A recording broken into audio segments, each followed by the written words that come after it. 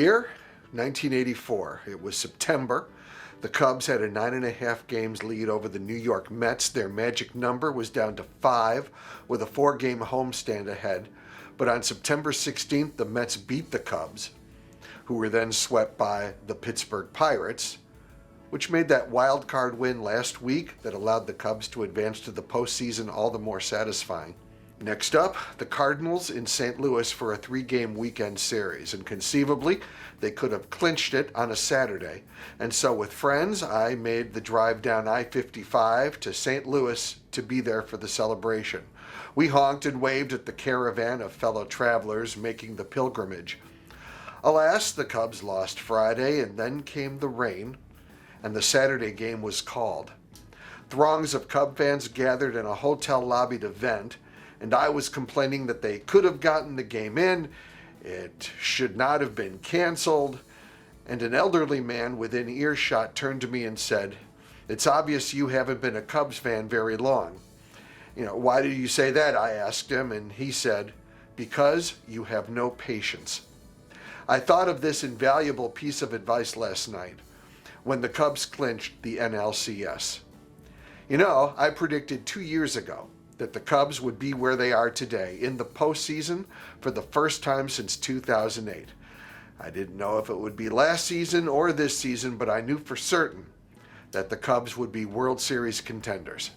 That's because 2 years ago, after some 25 years, my wife and I canceled our season tickets, thus guaranteeing it would be a short matter of time before the Cubs organization at last turned it around. So, you're welcome. And now the Cubs have advanced to the NL Championship to play either the Mets or the Los Angeles Dodgers, currently tied at 2 games apiece. How sweet that they got to this point by defeating their most hated rivals, the Cardinals, and sweeter still that they beat the Cardinals at home, Wrigley Field, an unprecedented postseason feat for this hapless team who are more than a century without a World Series win. It's far from over, but already fans and pundits are setting up a rematch against the equally hated New York Mets, who won the National League pennant in 1969, which was supposed to be the Cubs' year before their epochal collapse. Or they're speculating whom the Cubs will play on the AL side. And when it comes to the Cubs, looking ahead is a rookie mistake.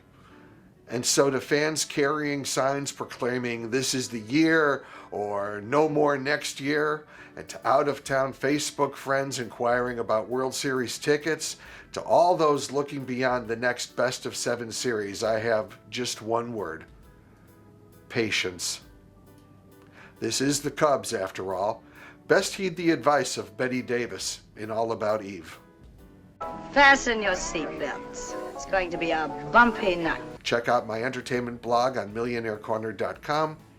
Thanks for watching.